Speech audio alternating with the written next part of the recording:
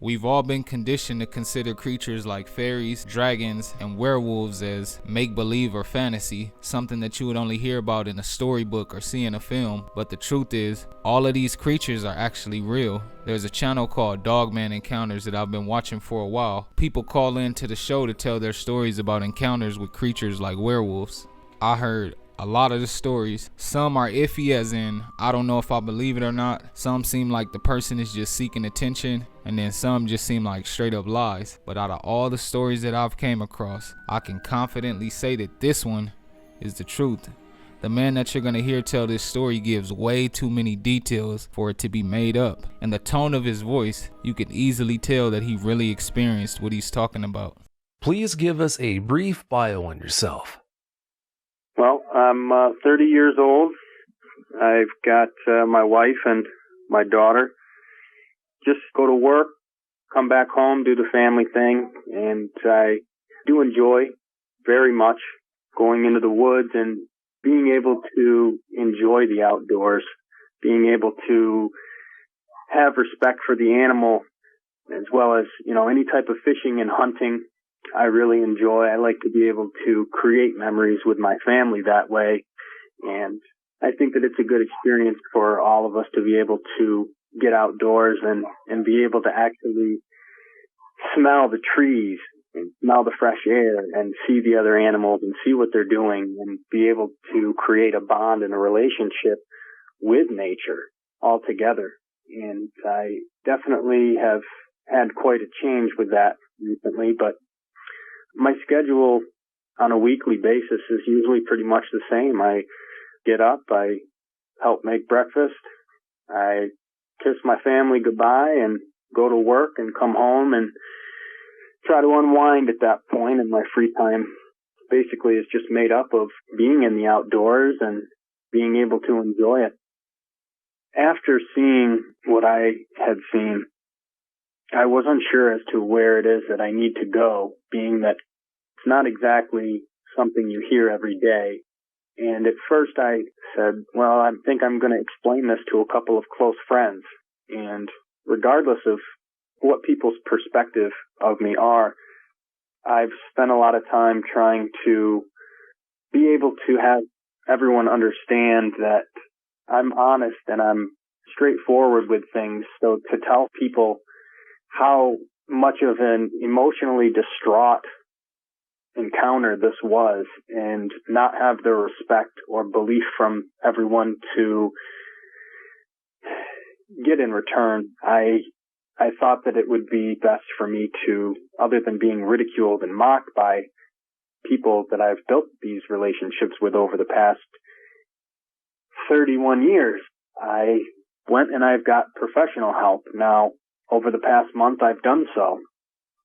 And even from them, their professional perspective is to basically sit and listen.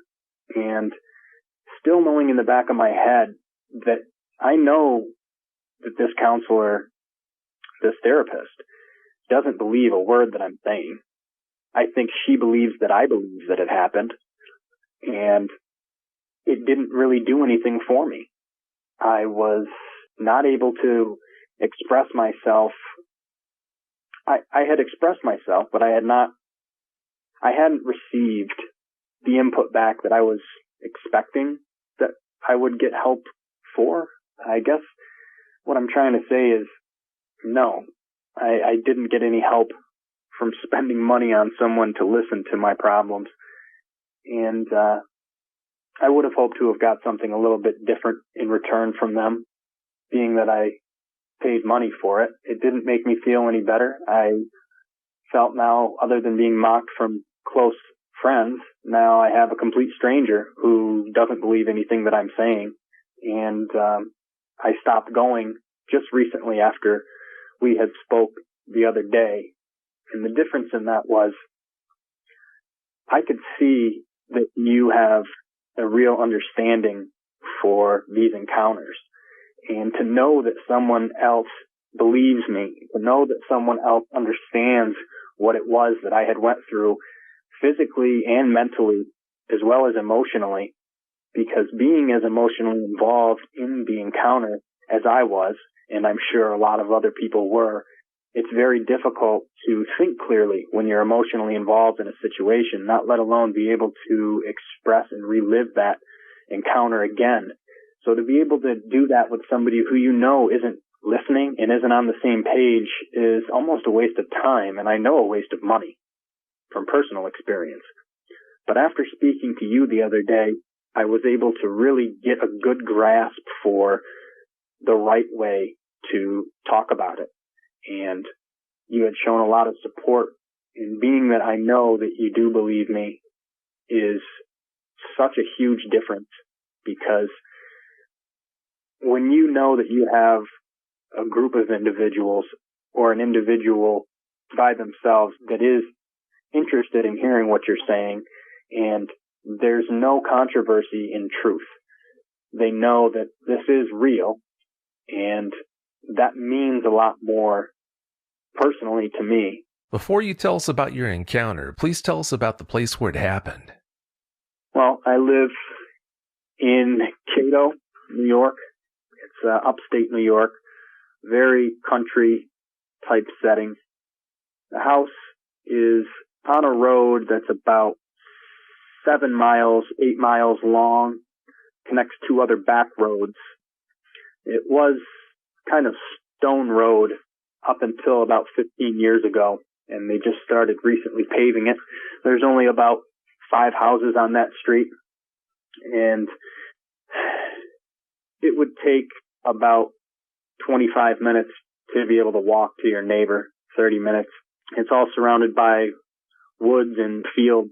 I have 192 acres out there. 50 of them are woods, and the rest of them are cornfields and other farmland that I've rented out to the farmers that live in the area in exchange for a quarter cow or a half a pig and money on an annual basis, as well as I can still hunt that land. The house is about 40 feet away from the road, and all around me on the right and left and back side is all pretty thick woods, and across the street is all very thick woods and fields. It's very quiet at night, and it would take a long time to be able to get to somebody if someone really needed some help. Pretty much out there alone. Oh, it sounds like a really nice property. It's just a shame that you're not able to enjoy it the way you once were able to, now that you know you might have a dogman roaming around there still. All right, Brandon, please tell us about your encounter. Give us every last detail that comes to mind. Okay. Well, this was the beginning of February, a few weeks ago. It was February 2nd, 2018.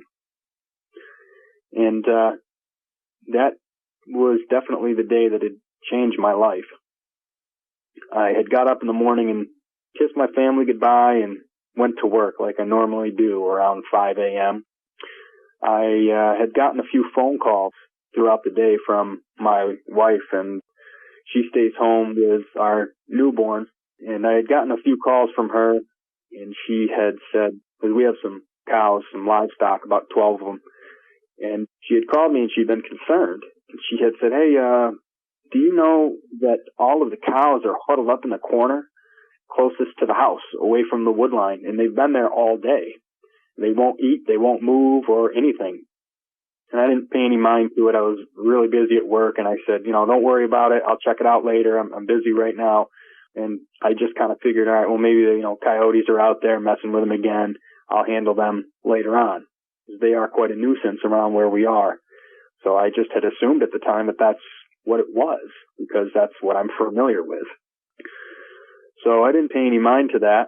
And I get another phone call right before I had left work, and it was my wife calling me back, and she had said, I'm not able to let the dog out. Maya won't go outside. I'm having to drag her outside by her collar to go pee. She doesn't want to go out, and I'm not sure what's going on with her. And I said, okay. I said, I'm almost home. I'll deal with it when I get home. Now, I'm thinking that this is pretty strange now, because the animals know most of the time a lot more than, we know. And I'm thinking to myself, well, why the cows all bundled up in the corner there, Now the dog won't go outside. What's going on here? So now I'm a little bit concerned, but it's not a big deal at the moment. So I'm pulling up here, and on the left side, the cornfield's there across the street, and I just get past the hedgerow where it starts to open up on the right, where my lawn is. And we've got about 6 acres of mowed grass around our house, and the rest is fields and woods. And I see the cows, and they're scrunched up in like a 20 by 20 foot area in the closest corner of their fenced in plot. And I'm thinking to myself, what is this? And I've never seen them do this before. I mean, they were almost on top of each other, Vic. They were climbing up and trying to get closer and closer, huddled up into the corner. And they had popped the breaker because they kept pushing into the fence, which is an electric fence. And they each had touched it so many times, I'm not sure what had happened, but they didn't care about it. They had actually popped the breaker so there was no electricity running through the fence anymore. It may have popped a line or a wire somewhere, I'm not sure. But I could see that they were scared of something. Something was going on. And at that point, I'm thinking, wow, there must be a big pack out here. I'm going to have to deal with this. So I'm looking at them scrunched in 12 full-grown cows here in about a 20 by 20 foot circle. And I'm like, okay, definitely coyotes. So I parked and I get out, I get my work stuff, and I go to walk inside. I'm walking up the front driveway, and it's dusk now. And I'm walking up, and I'll tell you, I hear the most deep but raspy, gurgly, almost scream howl. And it literally sent chills down my spine. The hair stood up on the back of my neck, and I thought, what the was that? And I've been in the woods since I was a kid. I've hunted and fished since I was a kid. And I've never heard anything like this. But again, going by what I know, I thought, okay, some type of coyote was attacked or some type of animal out there. Something's going on. Now, although the DEC says there's no mountain lions in our area, I know that there is. So I'm thinking, well, even though I haven't seen a mountain lion, I know that there has been some sightings around the area, very rarely. But I figured, well, maybe that's it. But something still was different because I'd even heard them on YouTube, and I know that that wasn't it. So I get inside, and my wife's jabbering a mile a minute about everything she dealt with today. And outside the phone calls that she had told me when I had left in the early morning, she said that she had heard scratching at the window, a real deep scratching noise on the side of the house, not like a branch type of scratch. And I said, what do you mean? I don't understand. And she said, come look at this. So she walks me outside, and I see deep scratches in the siding. There's 4 lines. The one on the left is the lightest, and then the one to the right of that was pretty deep. The one next to that was very deep, and the one all the way to the right was fairly deep as well. And I'm looking at this thing, and I'm like, what the hell is this? And I'm thinking to myself, what could have done that? And I'm looking around. There's no branches that would have done anything like that. And I said, did you bang into the house with anything? Did you move something up onto the deck? Because I've built a big deck that wraps around most of the house. And I said, did you move some of the chairs or lawn stuff? And she said, no. She said, I heard this, and I had come out a little while after to see it. So I said, okay, I don't know what this is. And as we're discussing this, and I'm seeing that it's really bad, we hear, as we're walking back in, this howl again, this deep, gurgly type of scream. And it just shook me to my core. And I saw my wife's eyes get huge. We exchanged glances, and I said, did you hear that? And she said, yeah. And I said, what the hell is that? She said to me, I'm not sure. And she goes, you would know better than I would. And I said, I have absolutely no clue, honey. I've never heard that noise before. And we can see all the cattle in the corner. Now they're climbing up on top of each other as that noise is being projected towards us. They hear it as well. Now all these cows are jumping on top of each other. They're pushing and pushing and pushing in the corner. They're trying to get out of this fenced-in area. And I'm thinking, oh, God, now I'm going to have to fix this fence. They're going to bust it out. So I'm thinking maybe I should move them until I find out what exactly it is that's going on here. So we walk back into the house, and we're talking about this, and we get back in, and I'm sitting to try to think what I can do about this cattle, because I'm thinking I don't want to lose all my cattle. So I load my shotgun up, and I call my neighbor, and I say, hey, Gene, I said, come on down. I said, let's go for a ride out back in the buggy. It's like a four-wheeler razor type thing. And I said, we'll come down and we'll see what we can do to take care of some of these coyote because they're a big problem out here. So he comes down. I explained to him a little bit about the situation. I say, have you heard this noise at all around here? And he says, no. And I sounded like a fool trying to explain to him that it sounded like a woman that had been smoking 30 cigarettes an hour for the last 65 years. But it was deep and it was raspy and like a woman screaming. It's difficult to explain. And, he kind of looks at me like, okay, whatever. So we load up and I tell my wife, I say, we're going out back and we're going to get rid of some of these coyote. And she said, okay. So we go out and what I normally do is with the coyote out here, I have a wireless call, which is a speaker box with a wireless remote. And you can hit different calls, which some are, for an example here, a dying rabbit or a squirrel or whatever it may be, that brings them in. They hear that and it brings them in. And I have a spotlight that I put a red lens cover over because they can't see the color red. So we load all that stuff up, we throw it in the back, and I'm explaining to them, I said, on the way out, these cows are doing this, they're doing that, and I'm not sure what to do. So we get going down the road, and it's about probably not even a 2-minute ride down, and it's dark out now. We get down a little ways, and the dirt road's on the left, and we go to turn down my dirt road here, and we get turning down the dirt road, and I'm looking at multiple groups of deer literally breaking out of the woods and running towards us. I mean, they're headed across the street. They're coming straight at us. This dirt road is about 5 to 6 foot wide, and then on each side of the road, there's about 2 foot of brush, and then right on the other side of that is the woods on both sides. So I'm looking, and they're not in the woods. They're right on the edges of the dirt road. And these deer are flying towards us. White flags flying, tails in the air. Something's going on. And they're going by us, maybe 10 feet on each side of us here. They're not worried about us coming down in the buggy or anything. And I'm thinking to myself, are you looking at this right now? Can you see this, Gene? And his mouth kind of hanging open like that's just a strange thing to see, them coming right at us. And there was about 3 or 4 groups of 2 to 4 deer, about 25, 30 feet apart. And they're all just coming, flying at us. And I'm thinking, wow, there must be a big pack out here. We're really going to have to do some work. So we get going down the dirt road. The deer pass us. And I knew something was wrong.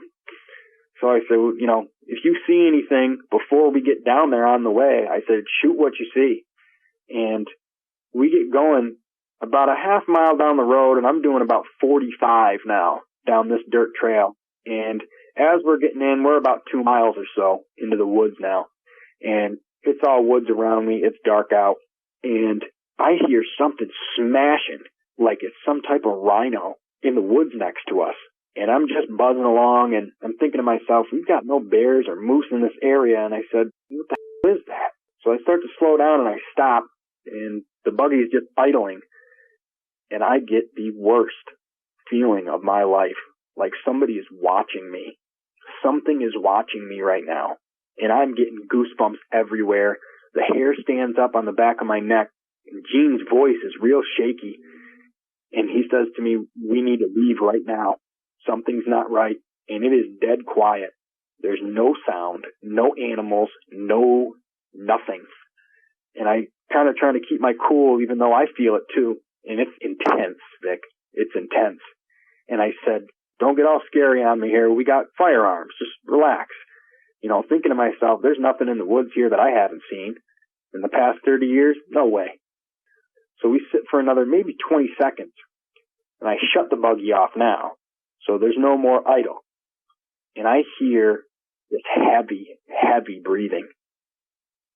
The trail is about roadside, like I said. Wood line on about 6 to 8 feet of each side of us. And we're sitting about 2 miles in the woods now. Complete darkness. Just the lights on in front of the buggy. And I said, dude, do you hear that?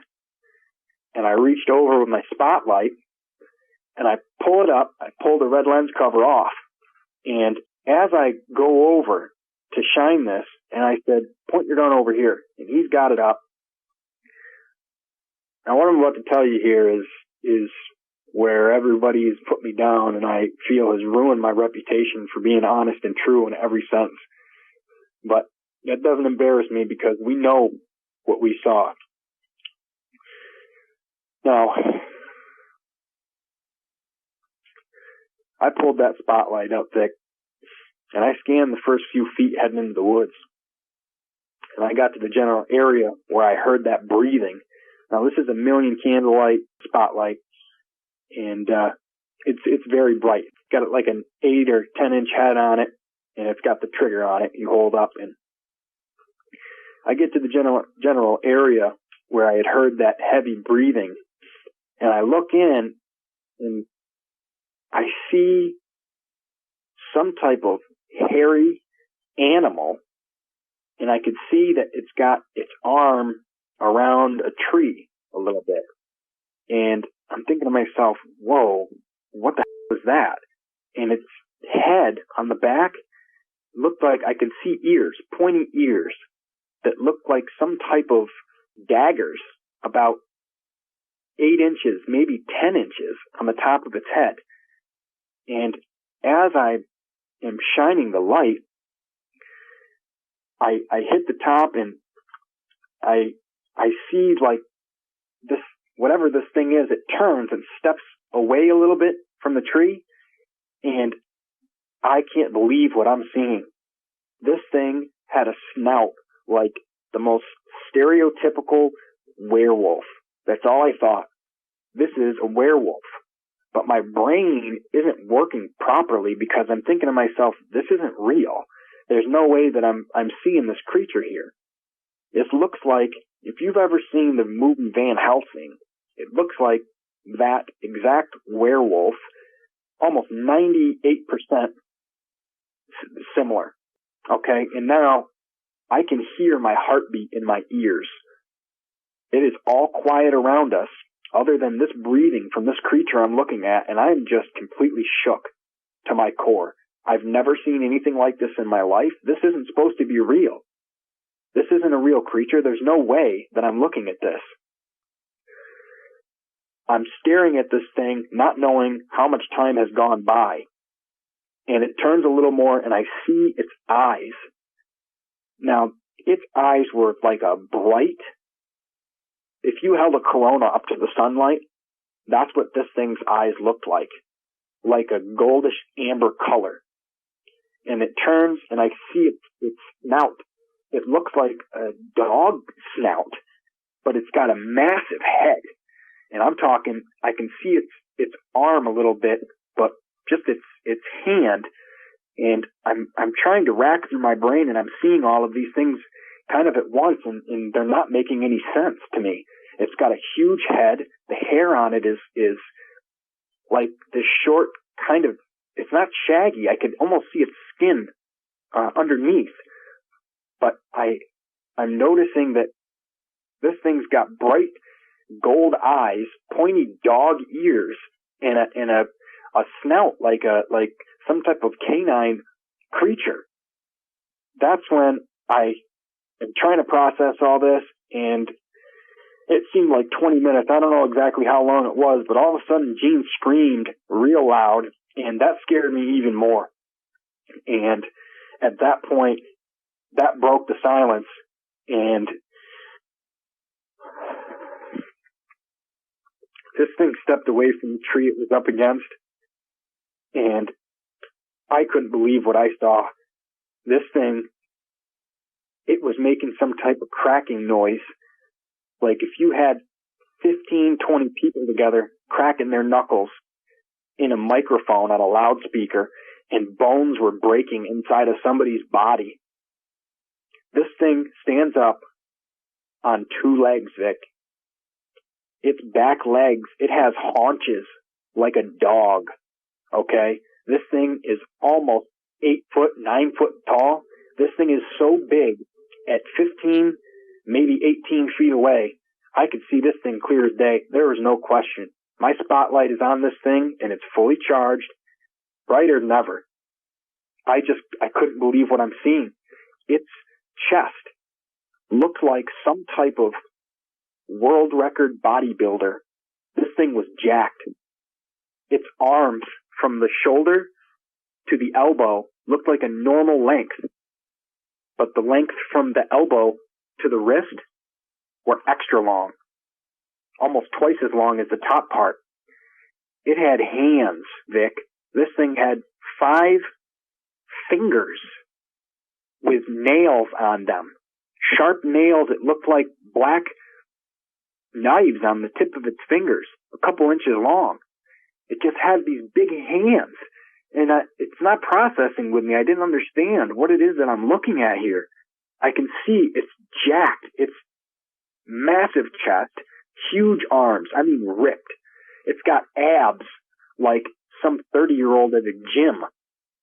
Its waist seemed to be fitting, I guess you could say. It was smaller. And its legs were pretty jacked, but they were skinny. And it had its legs bent backwards like a dog. But I'm so confused. I'm looking at the werewolf thing, and it's standing up on 2 legs. There's no way. There's absolutely no way. And the cracking sound that I'm hearing when this thing stood all the way up, I didn't understand. What's making that noise? And I know it wasn't branches breaking, because I heard the branches breaking on the way down. And as this thing is breathing heavily, which I'm assuming it's breathing heavily because of it keeping up with us in the woods at 40 miles an hour, going down next to us, just smashing through things. And I'm not talking twigs and sticks here. These are big branches. This thing is just barreling through. So he screams. I'm taking an inventory of what it is that I'm looking at here, and I am just completely blown away. The most fearful I have ever been in my entire life. I thought I'm in a nightmare. I tried to close my eyes and shake my head and wake up, and it was still there. It was real. And I'm thinking to myself, what's my next move? There's no way that this is happening. I can't understand or fathom or process what this creature is that I'm looking at.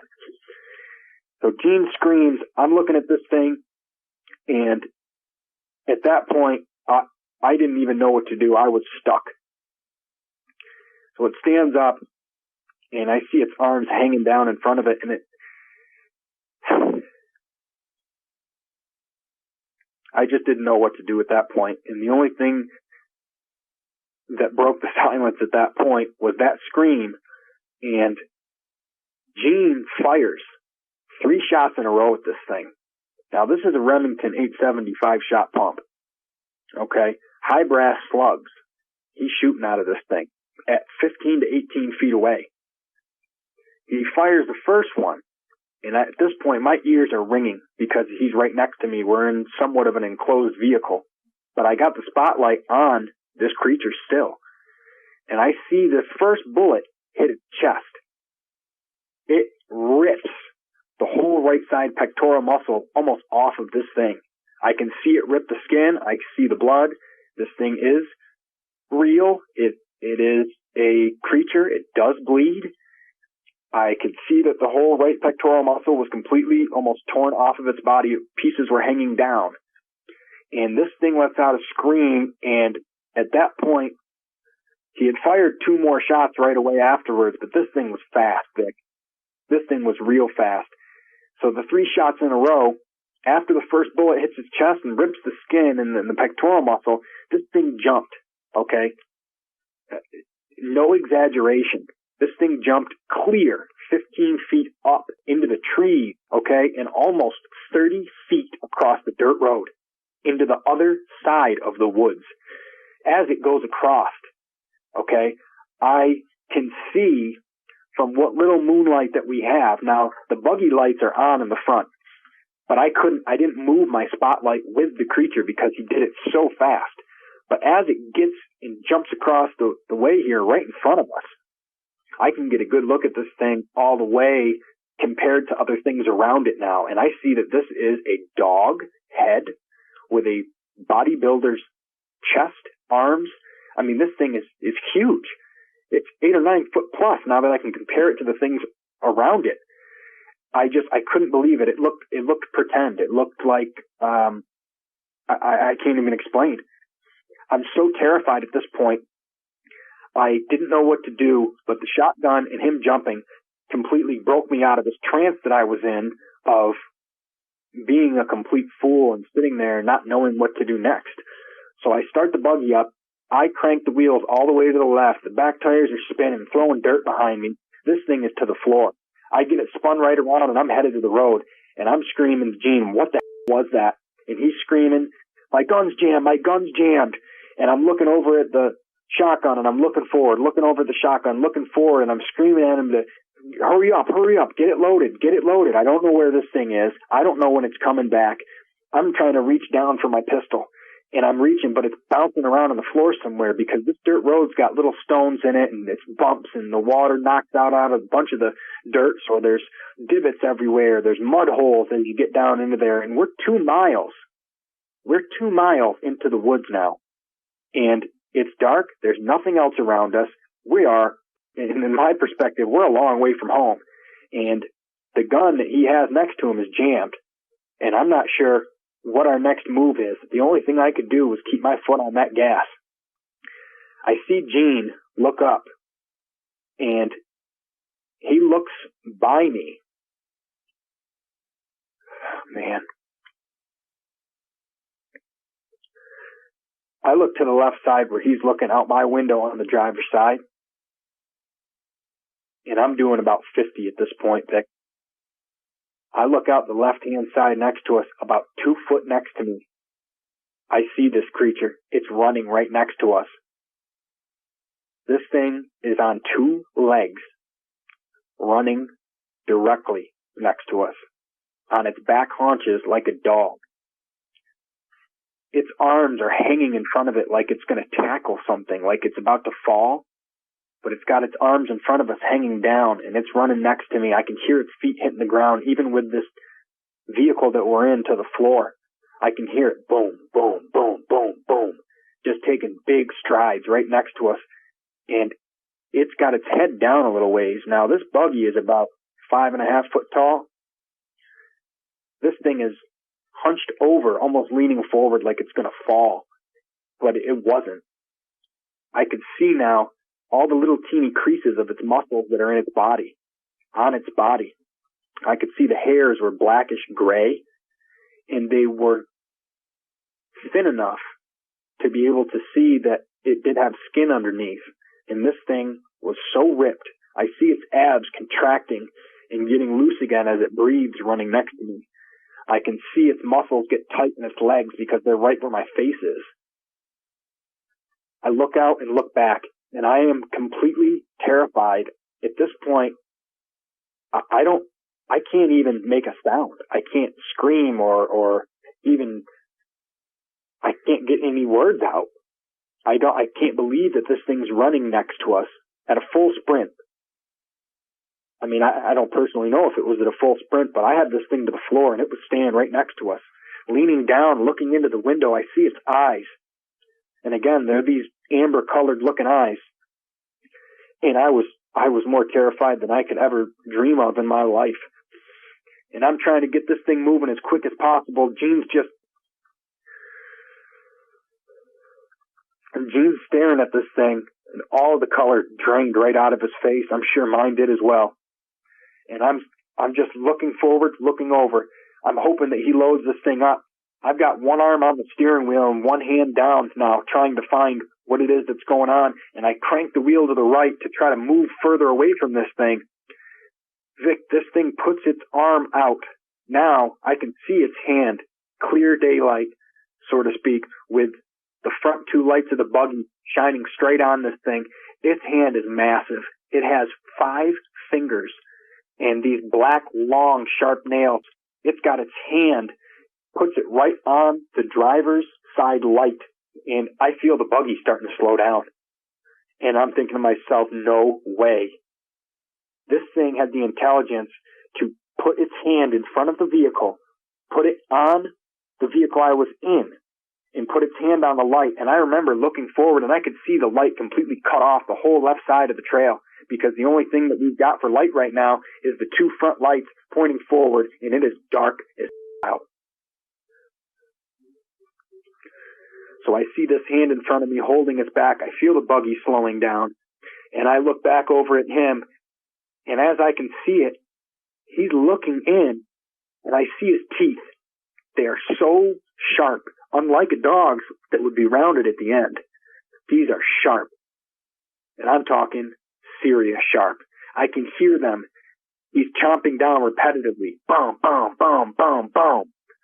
And I can see that every time he chomps down, I can hear it next to me. Boom, boom, boom. And I'm looking over at him, looking forward, looking over, looking forward. He's got his hand on the front. This vehicle's slowing down. I got it all the way to the floor. I could feel the vehicle slow, and I could hear the weight and the strain on the motor as I'm trying to push forward. This thing's maybe 150 horsepower. It's not much, but I can feel it slowing down, and I'm getting real scared now. And I see this thing, and this sounds insane.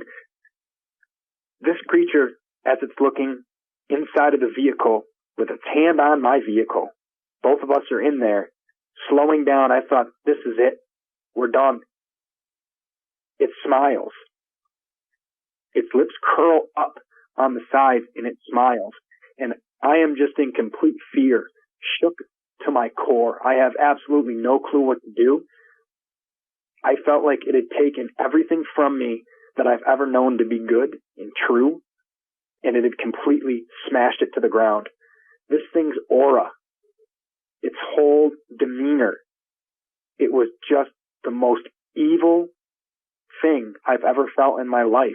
It projected this level of being emotionally distraught and just completely terrified, worse than if it was the end of the world or you'd lost your entire family or anything. It was, I don't understand how it was able to make me feel that way, but it was beyond fright. It was beyond being terrified. It completely drained my soul. This thing was beyond evil. And I see this smile, and I mean, at this point, there's nothing I'm not going to believe, because I'm where I am right now. Everything starts flashing through my head. This is the end of my life. I have memories that I want to create with my family. What about the last person that I argued with? I didn't get to even apologize to them. I don't want to end like this. I have goals that I want to achieve. I want to try to be the best version of myself. And I have character flaws, as everyone else does, that I need to work on. I have things that I regret, that I wish I would have done differently, experiences that I wish I would have taken advantage of. And I'm thinking to myself, my whole life is literally flashing in my head. Boom, boom, boom, boom. Different things. And when they say your life flashes before your eyes, it really does. And I wasn't able to even do anything. It's just, I'm looking forward, trying to drive, looking at this creature, and I didn't know what else I was supposed to do. I'm thinking about my baby girl, and I'm thinking about my wife, and what's going to happen? How are they going to find me? How are they going to provide?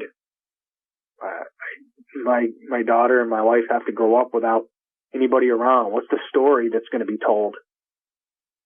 Accident in the woods? Vehicle accident? I know it's not going to say huge freaking wolf man attacks guys in woods. We both know it's not going to say that. So I'm racking my brain here, and I am completely distraught. And all of a sudden I hear boom. And at the same time, I see Gene has the shotgun pointed in front of my face. Now, we're sitting side by side going forward towards the road in the woods. He reaches to his left and points the gun. The barrel's directly in front of me, but I'm looking forward. So it's about to shoot to the left where this creature is. And as soon as he pulled it up, I see this thing disappear out from next to me. And he still fires, but he had missed it. My ears are ringing. I see this thing, he's gone. How does this creature have the intelligence to be able to completely stop? That it saw that gun was pulled up. It knows what it did to it. I could see it ripped up, its chest ripped up again when it was running next to us. It knows what the consequences are from the end of that barrel. because just prior, it had felt that. It knows. And when that firearm got held up, this thing let go of the front of the vehicle. I felt the strain and the load be taken off the motor. We speed back up, and this thing's gone. And I'm like, wow, how did it realize that that's what was going on? Now, I don't know how much time had gone by. It had felt like about 2 hours. So now, as we're getting down the road, I'm thinking to myself, this thing's just smirked at me like an almost taunting type of deal. It was about to stop our buggy completely. It reaches out with man's hands with claws. I mean, what is all this? I'm out of control trying to think of everything, but I'm glad that it's not next to me anymore. But I'm still terrified because I have no clue where this thing is. I hear it now crashing into the woods next to us again. The same sound I heard as we were coming in. And this thing is just boom, boom, boom, blasting through all these woods next to us, through branches, through everything. I just like, okay, next time he comes in, we're going to get hit, and we're going to get hit hard. And all I could do is keep it to the floor. But it stays in the woods over there for the next maybe 12 seconds. It didn't come back out yet. And I'm like, dude, we're not going to make it to the road. And all I'm saying to Gene is, when that thing comes back out, hit it again, hit it again, hit it again. And he's got the gun out the window, aiming it out there. I'm driving forward, and we hit the road.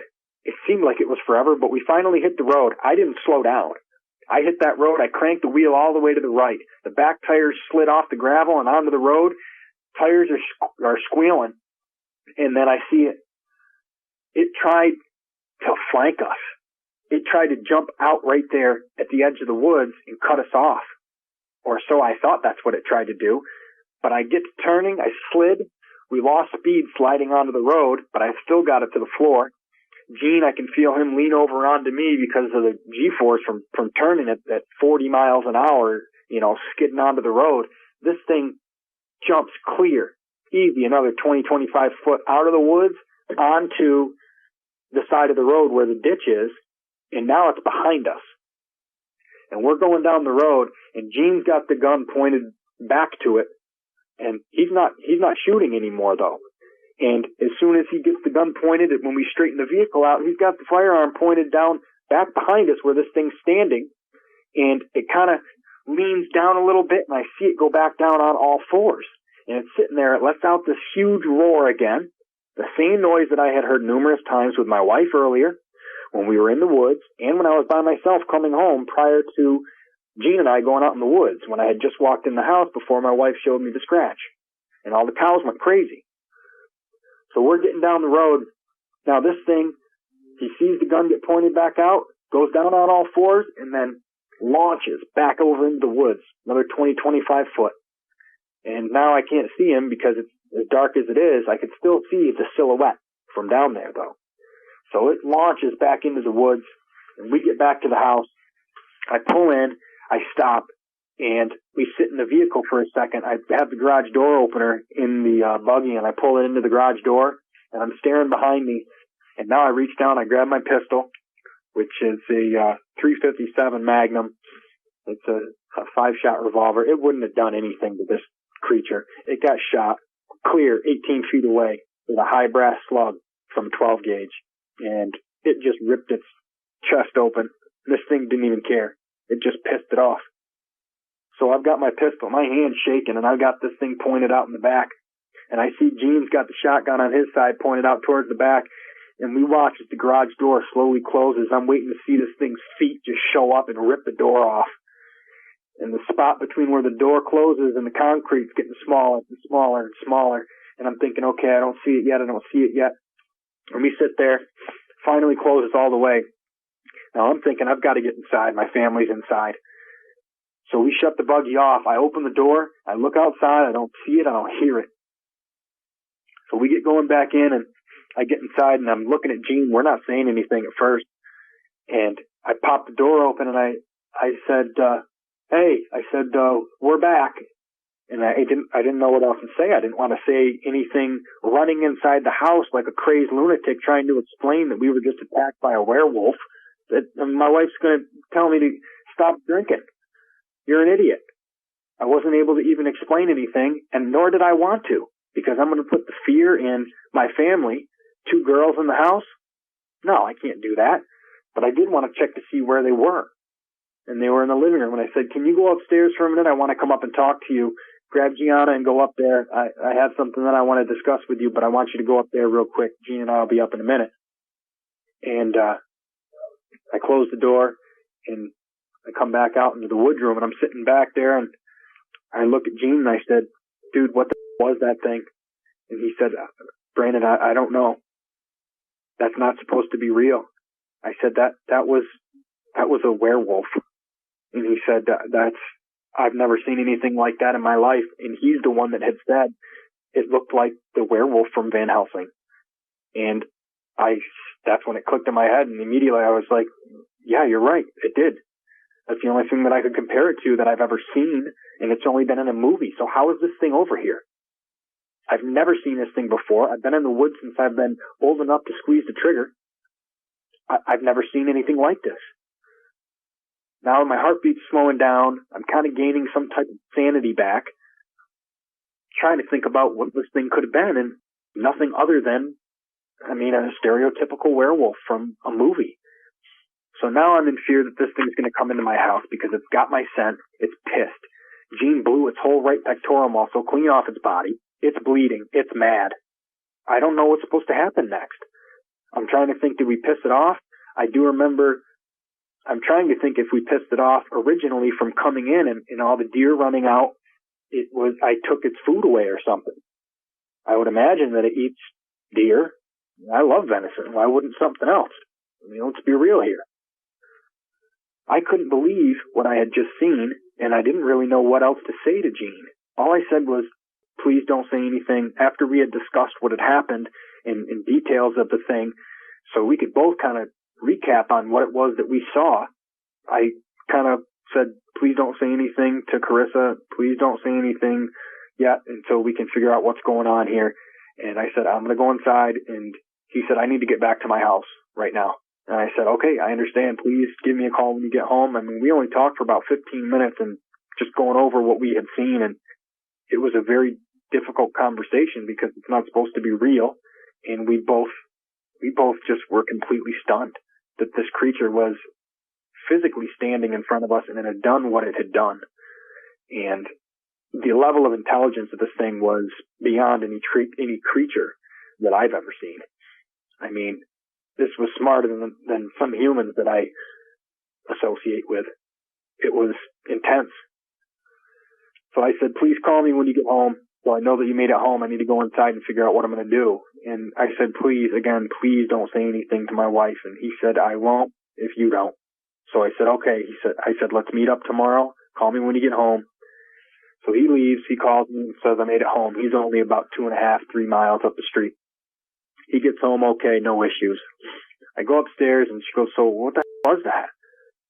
And I didn't want to tell her at first, which I have since then. I said, this is a coyote issue out there and some type of dog thing. And I didn't want to lie to her, but I didn't want to put the fear of God in her as I was feeling. I would never want anybody that I care about to feel the way I was feeling. No way. It took the trust away that I had from going into the woods.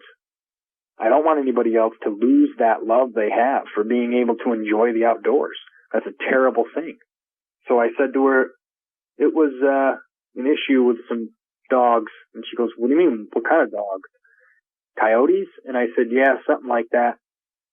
And I didn't sleep that night, and I didn't say much to my wife. But as I get up the next day and kind of get things back together, I said, I finally sat down with her and I told her, she goes, what's going on with you? You're not sleeping. You're not paying attention to things. You're not doing the things that you normally do. And you haven't, gone to work today. I told her I didn't feel good in the morning. I didn't go to work. I hadn't slept anything. I said, I'm not going to work today. I'm calling in. I don't feel right. And, I wasn't excited to get up and help cook, and I wasn't playing around, tinkering around with stuff and going to get the firewood and loading it up in the wood stove or anything like that. I spend most of the summer cutting and splitting firewood to keep my family warm. and I'm excited to be able to say that I'm the one that had done that work to be able to keep the family warm. I like to be that type of man. I like to be able to do the work, see the difference I've made, fixing the house, doing anything, electrical, windows, siding, painting even, any type of remodeling stuff. I like to know that I did that. I fixed this for my family. I kept my family warm and did this. I fed my family with the squirrel or the rabbit or the deer or whatever it may be, or the fish that I caught, anything. So I wasn't even doing any of that. That's my ritual, to get up and throw wood in the wood stove. And she said, something's going on with you. You need to tell me the truth. What did you see in those woods the other night? And I said, okay, you're not going to believe this. And I sat down and I went through what I had told her, just as I had told you. And it scared her. I left out some details, that's for sure. But I explained to her what it was, and I said, I don't know what I'm supposed to do. I don't want you going outside. I don't know what to do yet. And she said, you need to call the police. And I said, honey, the police aren't going to do anything. They're going to look at me like I'm an idiot. They're going to tell me to lay off the weed or something. They're going to tell me to lay off the drinks. I don't know what they're going to say. So finally, a little more time went by, and I thought, you know what? I am going to call the police. I'm going to go through, and I'm just going to let them know I've got something in the woods, some type of rabid dog. I think that's what I'll go with, I said. So I call him up, and I say, this is what's going on, to at least get him to come out. So Kiowa County Sheriff shows up. It's a small town, so I know him personally. He shows up. I explain to him, this is what's going on. He comes over with a couple of DEC officers. They pull in the driveway. I say, hey, how you doing? And he goes, not much, Brandon. I mean, like I said, small town, first name basis. He said, what exactly is going on? And I said, can I talk to you privately for a minute, please? And he said, of course. And he told the DEC guys, who I've never met or seen before, hang out there for a minute. And I pulled him aside and I said, listen, I had an incident with Gino the other night. And I sat down and explained to him, and I said, what I'm about to tell you, you got to promise me that you actually look into it and you believe me. And my reputation of I'm not a big drinker. I stay away from any of that type of stuff, really. I don't mind a few beers once in a while. Nothing wrong with that. But I like to stay in control. I like to know what's going on around me. And I've built my reputation on being able to be heard and understood and believed. And this was just completely out of character for me to be able to explain. But I did. And as I'm explaining to him what it was, he believed everything, and he was straightforward with me, and I was straightforward with him. And everything was fine up until the point when I started explaining what this creature looked like. And I saw the blood drain out of his face, just like I did Gene's that night when we shined the spotlight on him. And as he's writing notes about what it is that took place, he stopped. And he went from comfortable to uncomfortable. And I mean real quick, Vic. He closed his little book, and he looked at me, and he said, are you sure that's what you saw? And I said, I'm 100% positive. And he goes, all right, sit tight. And he goes back to his vehicle, and he makes a phone call. And he comes back, and he says, I think we can have this dealt with. He said, I'm going to come back tomorrow, and we'll do something a little bit further on this. And I said, what's going to happen? How are we going to deal with this? And he said, I'm not sure. And it looked like he had known what it was that was going on, because he obviously was familiar with a scenario that's similar to this. He called somebody. I could see the look in his face that he was terrified as well. Maybe he was reliving a situation that he got into, an encounter he got into. I don't know. I can only speculate on what was going through his head, but I knew that he was familiar with what it was that I had spoke to him. So he makes the phone call. Fast forward to the next day here, nothing else happened that night. I don't hear any more screams, nothing. Now, we get to the next day here, and the sheriff pops back over. Now, he's got this van or big enclosed truck thing with him, all black. And he's got this guy with him. He pulls in front. The other vehicle, this big bulky looking thing, pulls in behind him. And I see him on the cameras, because I got cameras all around the house. And when you pull in the driveway, it's got sensors on each side. so that you can hear the ding inside the house and know that someone's pulling in the driveway. And I see the cameras, I see these vehicles, and I'm like, okay, they're here back again to deal with this incident. I'm like, perfect. I said, I'll be back in, honey. I'm going to go handle this.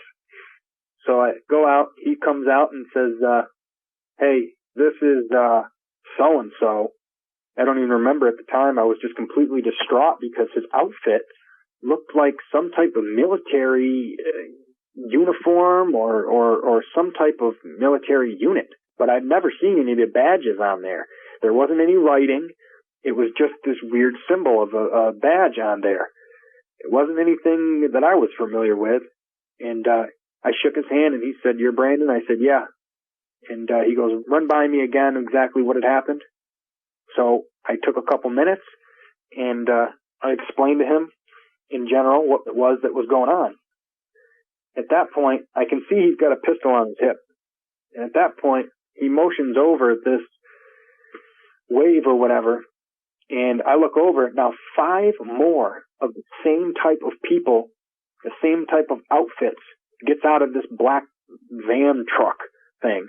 Now, as they get out, they all have pistols on, and they have these strapped, what looks like some type of smaller machine gun, SMG, maybe even fully automatic firearm hanging around their neck. And I mean, these guys are some type of professionals here, some type of government professionals. I've never seen anything like this in my life, and I'm very familiar with all the military outfits and uniforms. I've never seen this. So they come out, and they come up, and he goes back over and talks to him, and now my wife's coming out, and she's going, "What the hell is this? What is going on?" And I said, "Go back inside for a minute. I'm not sure yet." And I talked to the sheriff, and I said, what's going on here? I said, what is this? And he goes, they'll handle it. They know what to do. And I'm thinking to myself, okay, I've got a lot of questions right now. I don't know who these people are. What's going to go on? Are they going on a hunt for this thing right now? That's all I can think of. They're strapped up like they're going to World War III. You know, so they come back over. He said something to him quick there. I don't know what it was. And they come back over, and he has me explain the area where I went down into the woods. And as they start heading over that way, I see them. They have this, one of them has this, it looks like a satellite disc with a smaller satellite disc in the middle. The wider one's about 1.5 feet long. The other one that's inside of that one, the other cone part, is only about 5, maybe 4 inches long. So I'm looking at this thing, and I'm thinking, what is that little device? Maybe a loudspeaker or something. What are they going to do? Yell for this thing in the woods? Or maybe they're going to yell to each other. I don't know. But as soon as he puts it out in front of him, I'm in the middle of a conversation that I can't even tell you what it was about at the moment now that I come back and think of it. But I was just so distracted because he points this thing out in front of him. It looks like it's got a hand grip and a trigger on it. And he hits this thing, and my dog, I've got a year-old pit bull, about 90 pounds, big girl, Maya, very healthy, never had any problems with her, spent a lot of time with her in and out of the woods. She's trained like you wouldn't believe, never have any issues. I look over and I see her quibbed up in a ball, shaking like she's having a seizure. I don't know what's going on with her. She's whimpering and crying and screaming. She can't even get up.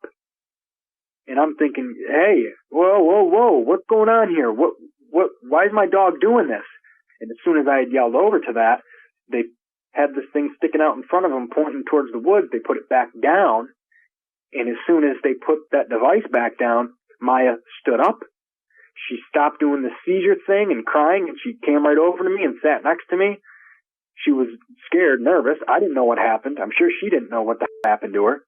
And I'm yelling over, hey, what was that? What is that thing? What are you guys doing right now? And he said, we'll be back up shortly to have a conversation with you in a minute. And I'm looking over at the sheriff, and I'm shaking my head with wide eyes like, what the is going on here, man? What was this? Did you just see what this did to my dog? So they go out, and they come back a couple hours later, maybe two to 3.5 hours later. Now, the sheriff's gone at this point. He told me basically that I was in good hands and they'll take care of it. But he never really discusses anything or reveals any information about this creature that he's familiar with or anything. It's kind of a quick hi and bye. I'm handing this off to them. Now, these got to be some type of government people, because I've never seen this outfit, as I said before, and they had some type of devices and things that I'm not familiar with. It did something, some type of sound wave or some type of energy that came out of that thing that put my dog into a mess. I didn't hear it and I didn't feel it. It must be something only that animals or dogs can hear. I'm not sure. I'm speculating on that. So they come back about 2.5, 3 hours later, and they knock on the door. I see them walking back up in the cameras, because originally when they had gone to leave, they jumped back in the vehicle. After they pointed that thing out into the woods, they went back in the vehicle and they drove it down the dirt road. So they come back. I see them pulling back up, and I said, so what's going on here? What did we figure out, guys? And the other 4 are over in the woods. They got a couple bags with them, I see, too. So they're over near their van, and I'm talking to this guy, and I said, well, what outfit are you guys with? And he ignored my question, and he said, I got to ask you a couple questions. And I said, okay. So we ran through some things, and a couple of these questions that he asked were, did you take any pictures that day? And I said, no, it was the middle of the night, pretty much. It was 8:30, 9:30 at night. And he said, are you sure? And I said, yes, I am. And he goes, okay. And before he had left, he had asked about the deer cams and things before they had went in the woods, and I told him that I got about 30 out there. And he goes, okay. So we went through a conversation of asking if I had what I had come to realize, any physical proof of this creature, which he obviously didn't want me to have. And, I'm no dummy here. I could see that they were looking to see if there was any type of proof of anything, and they wanted it in their possession. Now, come to find out, they go to leave. They say that they'll talk to me, shortly. We'll make sure that we get in contact with you. As for right now, you should be all set. And I said, what does that mean, all set? I have a lot of questions here. I need to know what it is that's going on, and I need to know right now. I'm concerned about my well-being, my family's well-being, and all of my free time is spent in the woods. I can't even go back in there right now unless I know what it is that's going on. I don't know. High-powered rifles, pistols, and shotguns, black powder, that's all I got in this gun safe. I don't know what I'm supposed to do to keep myself safe to go out there. I need some answers. And he said, we need to look a little further into this, and we'll get back in touch with you. For right now, you're all right. Just sit tight. And I said, okay, I don't know what that means, but I'm trying to get more out of him. He won't give it to me. So he goes to leave. As he leaves, I'm trying to look at the license plate. I'm trying to see if I got it on camera. I can't see the license plate. It has some tint thing. There is a license plate. It is a New York license plate, and I can't make it out. I tried to look on the cameras, couldn't make it out. I want to know who these guys are and what it is that's going on. They're obviously on my team, but they're hiding something, because to ask if I had anything, if I have this, I have that, they wanted possession of it. So next couple of days, I get the courage to go out, and I end up going out there all strapped up like some type of army vet. I get out there, and there's a couple of the deer cams that I've got next to the edge of the woods. Now, I can see the dogs going back outside. I can see over the next day that the cows are back up next to the edge of the woods, and I'm thinking, okay, I feel a little bit safer. And obviously, daylight, because you can see what your surroundings are, you feel a little bit safer. It's important to always be aware of your surroundings, especially with finding out that there's more creatures than you originally knew were on this planet. So I get out. There's a couple deer cams close to the line of the edge of the field and the hedgerow, and I don't want to go too deep in there. I'm not ready for that yet. But I pop a couple of them open, and wouldn't you know it, all the SD cards are gone. Every one that I had checked on the edge of the woods. Now, I have to check the other 20-something, but I can bet you any amount of money. Okay, I'll bet you my favorite fishing pole that all of them are gone too. There is no way that they said to me, do you have any deer cams? How many? And all of a sudden all the SD cards are gone. Let's get real here, guy. There's no way. So they're going to review all those, see if they captured anything. And I wish I would have known at the time, because I would have pulled them. I don't know if I would have been able to get deep into the woods to get all those, but I would have pulled as many as I could to see what I had on there. Because it did come to mind, but they beat me to it. So I'm still waiting to hear back from them. And at this point in time, this was less than a month ago. It'll be a month ago, March 2nd, which is coincidentally my birthday. But I'm hoping now that it's been a month that I haven't had any other issues. I haven't heard any of that screaming. The cattle is back to its normal routine throughout the day. And I'm hoping that this will continue and I can continue to move forward with being able to gain my love back for the woods and lose a lot of this fear, because that is my favorite place to be. But I'll tell you, from what I saw last month, anything is possible at this point. I like to remain open-minded and remain teachable. And that was a very humbling experience, because I didn't realize that something like that would grow and something like that would actually exist. This thing was ready to take anything on, and it was bigger than any creature I've ever seen. It was just beyond imaginable. And to think that I have my family there and I'm completely helpless. I thought about moving them. We got to get out of here, I'm thinking. And then I'm thinking to myself, there's no way that I'm going to let this thing push me away from my house.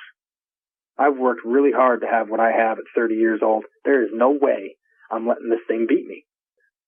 But over the next week or so, I couldn't sleep well. I was not focusing on things. All I could keep thinking is, I'm going to see this thing through my window one day, and it's going to blast through, and it's going to take my family.